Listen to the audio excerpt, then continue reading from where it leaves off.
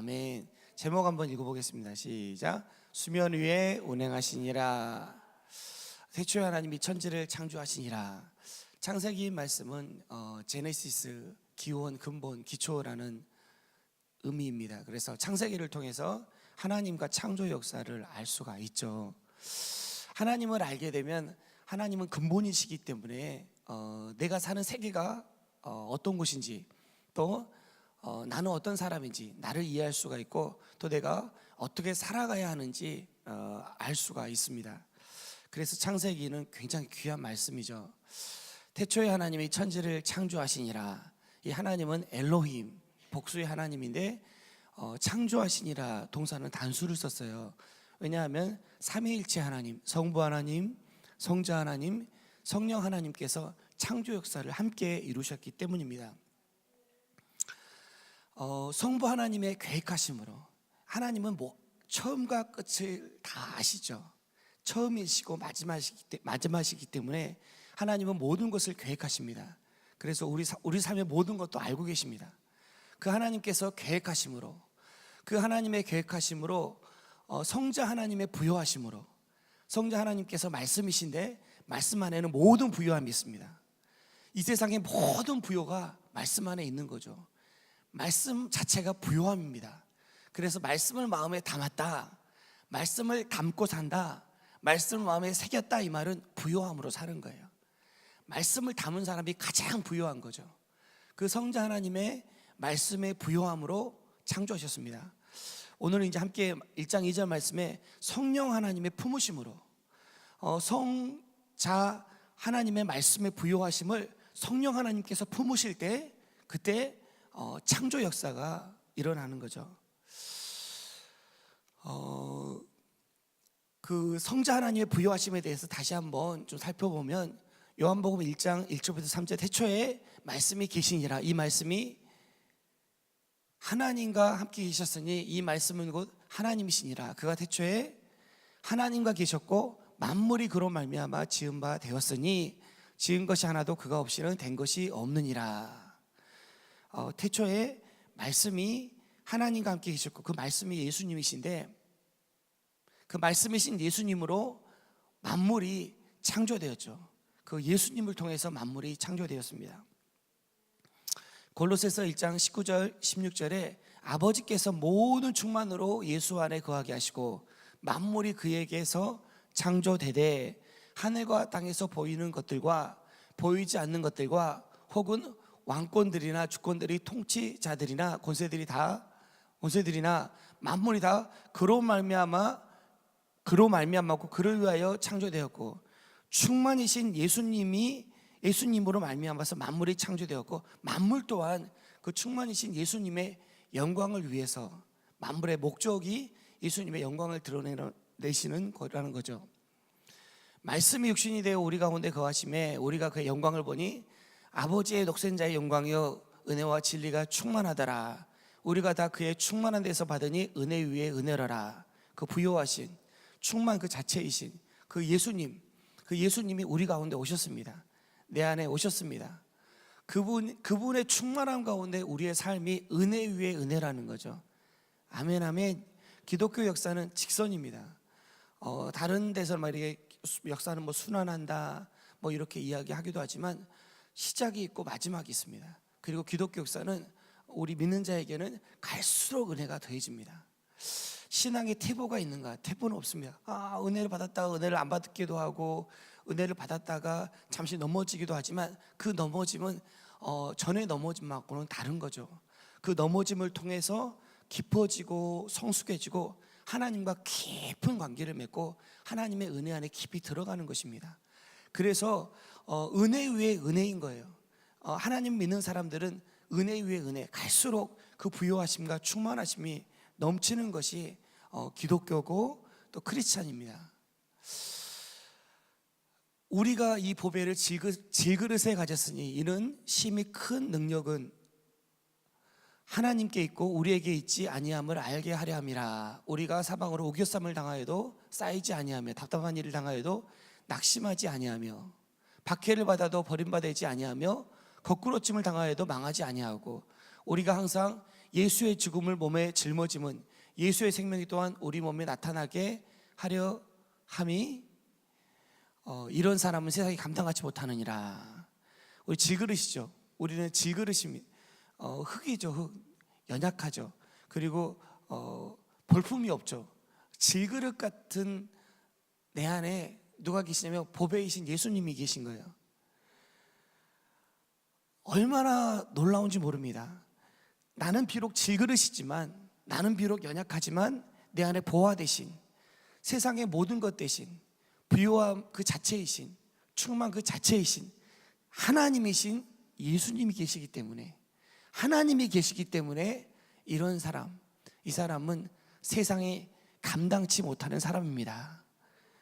오늘 집에 가셔서 남편을 볼 때, 아내를 볼 때, 세상에 감당치 못한 사람이군요. 내가 몰랐습니다. 이렇게 말씀하시면 될 것 같습니다. 내 자신을 볼 때 나는 비록 질그릇이지만 내 안에 예수님이 계시기 때문에 세상이 감당할 수가 없는 거예요. 내가 감당할 수가 없는 게 아니라 내 안에 예수님 때문에 세상이 나를 감당할 수가 없는 것입니다. 또 하나님의 창조 역사는 한치의 오차 없이 진행하시는 역사입니다. 성부 하나님의 계획하심과 성자 예수님의 말씀, 성령 하나님의 품으심으로 한치의 오차가 없으시죠. 오늘도 한치의 오차가 없는 하나님의 창조 역사 속에 있습니다. 땅이 혼돈하고 공허하며 흑암의 깊음 위에 있고 하나님의 영은 수면 위에 운행하심이라. 하나님의 창조 역사를 뭘로 창조하셨는가 보니까 창세기 1장 2절에 보니까 혼돈, 공허, 흑암을 기초로, 그걸 재료로 하나님께서 창조 역사를 이루셨습니다. 나의 오늘의 혼돈, 나의 오늘의 연약함, 나의 오늘의 부족함, 나의 오늘의 어두움을 기초로 하나님께서 창조 역사를 이루신다는 겁니다. 어떻게 이루시는가? 비록 이렇게 부정적이고 안 좋아 보이는 것이지만 어떻게 하나님께서 창조 역사를 이루시는가? 수면 위에 운행하심으로, 하나님의 영은 수면 위에 운행하신다. 이제 언어에 닭이 알을 품는 거죠. 닭이 알을 품는 게 이제 수면 위에 운행하신다라는 뜻인데, 성령님이 내 삶을 품으실 때, 성령님이 내 안에 어떻게 품으시는가? 말씀으로 품으시죠. 하나님은 영이시고 영이 말씀이십니다. 그 말씀으로 내 삶이 품어질 때, 내 삶이 성령님의 품 안에 안길 때, 내 삶이 성령님의 품 안에 거할 때, 그때 하나님의 빛이 임하고 생명의 역사가 시작됩니다. 하나님의 창조 역사가 우리 삶 가운데 이루어지는데, 어떻게 그 창조 역사가 이루어지냐면 하나님의 품 안에 있을 때, 하나님이 나를 품으실 때, 성령님의 말씀이 나를 품으실 때 하나님의 창조 역사가 우리 가운데 일어납니다. 보니까 머물고 거하고 젖어들면 그곳에 하나님의 역사, 생명의 역사가 일어나더라고요. 가정이 왜 귀한가? 가정이 왜 소중한가? 이제 교회도 가정이라고 하는데, 가정이 왜 소중한가? 신기하게 가정의 그 포근함, 가정의 그 포근함 가운데 있으면, 일단 이제 어제 이제 비전 트립, EHCS도 그렇고 HCS도 그렇고 국내 팀들은 비전 트립에 왔는데, 이제 우리 초등학교 아이들이 돌아왔죠. 신기하게 너무너무 재밌고 너무너무 좋았대요. 너무너무 재밌고 너무너무 좋았는데, 근데 집이 이제 막 이렇게 넓고 집이 막 좋지는 않은데 일단 집에 오면 좋은 거예요. 그래서 쿨쿨 잠을 자요. 쿨쿨 잠을 자고 너무너무 좋아하는 거예요. 물론 이제 비전 트립 갈 때도 좋아했습니다. 좋아하는데, 근데 집에 오면 좋은 거예요. 왜냐하면 엄마가 있고 아빠가 있어서 그런 것 같아요. 엄마가 있고 아빠가 있으니까 아이들은 그 속에서 포근함을 느끼고 그냥 그 자체. 근데 혼자 여행 다니면 좋은데 엄마랑 아빠랑 같이 다니면 그 자체가 집이 이동하는 거기 때문에 포근한 것 같아요. 제가 생각해 보니까 엄마가 있고 아빠가 있으니까 그 포근함 때문에 자녀들이 자라나는 것을 보게 돼요. 아이들이 자라나는 모습을 보면 참으로 신기해요. 다시 한번 느끼는 게, 품 안에서 포근함 속에서 안길 때, 닭이 달걀을 품으면 부화하여서 생명이 나오는 것처럼 아무리 부모가 부족하고 아무리 엄마 아빠가 연약하고 부족해도 그 안에서 안겨 있을 때, 그 안에 그 알을 품을 때 거기에 생명이 나오는구나라는 생각을 하게 돼요. 생명의 역사는 그 안음, 그 포근함, 안기면 생명의 역사가 일어나더라고요. 마찬가지로 우리의 삶도, 우리의 영도 성령님 안에 안길 때 반드시 생명의 역사가 일어납니다.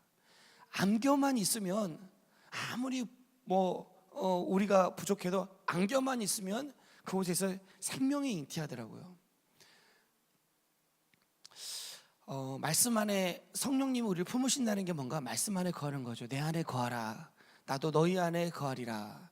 가지가 포도나무에 붙어 있지 아니하면 스스로 열매를 맺을 수 없음 같이 너희도 내 안에 있지 아니하면 그러하리라. 나는 포도나무에 너희는 가지라. 그가 내 안에 내가 그 안에 거하면 사람이 열매를 많이 맺나니 나를 따라서는 너희가 아무것도 할 수 없음이라. 예수님께서 포도나무라는 것을 기억할 때 그때 저절로 열매를 많이 맺게 된다는 겁니다. 내가 붙어 있기만 했는데 저절로 열매를 맺게 된다는 거예요. 저도 하나님 앞에 얼마나 감사한지 몰라요. 내가 어떻게 이런 삶을 살고 있나, 하나님의 은혜가 너무 감사해서 너무너무 이렇게 마음이 감동될 때가 많이 있습니다. 붙어 있기만 했는데 하나님의 은혜가, 오늘 새벽에 우리 같이 기도할 때 내 삶을 인도하신 하나님 아버지, 나를 어떻게 인도하셨는지. 근데 허더슨 테일러라는 중국 선교사가 이 말씀을 가지고 고민을 많이 했대요. 이 말씀이 아니라 이제 청년 때 고민을 많이 했다고 그럽니다. 나는 과연 분명히 예수님 안에 붙어 있으면 열매를 많이 맺는 건 알겠는데 과연 나는 가진데 예수님에게 붙어 있나 안 붙어 있나 고민을 많이 한 거예요. 고민을 많이 하고 청년 때 일기도 쓰고 고민을 많이 했는데 나중에 깨달았답니다. 그리고 힘있게 중국 선교 역사를 이뤘는데 뭘 깨달았냐면, 내가 예수님께 붙어 있냐 안 붙어 있냐 여기에 고민을 하면 열매를 못 맺는 거예요. 그게 아니라 예수님이 포도나무다 여기에 집중하면, 왜냐하면 사실은 나는 포도나무고 너희는 가지다라고 말씀하고 있습니다. 아멘 아멘. 더 이상 아무것도 없는 거예요. 너희는 가지다라고 너희가 붙어 있냐가 아니라 너희는 가지다. 이 말씀을 읽고 있는 너희는 가지다라고 말씀하고 계신 거예요. 반드시 열매를 맺습니다. 다만 예수님이 포도나무인 것을 계속 생각하면 그 안에 머무는 것이고 그 안에 거하는 것이고 내 삶은 예수님의 생명으로, 예수님의 은혜로 풍성하게 되는 것입니다. 오늘도 성령의 품으심으로 예수님 안에 말씀 안에 거함으로 주님 안에서 많은 열매 맺는 귀하고 복된 하루 되기를 축복합니다. 우리 안에 계신 예수님, 세상의 모든 부여받아도 부요함 그 자체이십니다. 더 부요한 만유를 창조하신 그분, 만유를 다스리시는 분이십니다. 만유가 존재하는 이유도 예수님을 높여드리는 것이고 그분께 영광 돌리기 위하는 것입니다. 그분이 내 안에 계십니다. 완전하고 완벽하신 선하신 삼위일체 하나님, 그 삼위 하나님께서 나의 모든 삶을 창조하셨습니다. 오늘 나의 모든 것은 그의 완전하신 창조 속에 있습니다. 때론 이해가 되지 않는 것 같은 상황과 형편에 같이 보여도 그것은 하나님의 완전하고 완벽하신 하나님의 창조 역사입니다. 성령 하나님께서 내 삶을 말씀으로 품을 때, 우리 편에서는 말씀 안에 거할 때, 그 말씀 안에 머물 때, 그 말씀 안에 젖어들 때, 잠길 때 하나님의 빛의 역사, 성령의 역사가 넘쳐납니다. 창조주 하나님, 그 삼위일체 하나님을 찬양합니다. 오늘 그 하나님을 높여드리는 귀하고 복된 하루가 되길 축복합니다. 잠깐